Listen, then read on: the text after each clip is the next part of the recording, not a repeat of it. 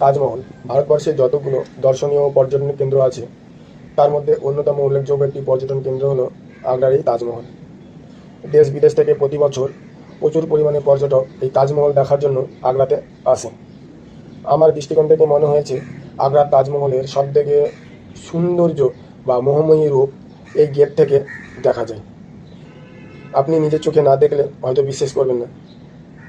আমার ভিডিওটি দুপুরবেলায় করা বলে হয়তো অতটা স্পষ্ট আসছে না, কিন্তু আপনি যদি সকালের দিকে বা বিকেলের দিকে আসেন তাহলে বুঝতে পারবেন আগ্রা তাজমহল এই গেট থেকে দেখা কতটা সৌন্দর্যভাবে আপনি উপভোগ করতে পারবেন।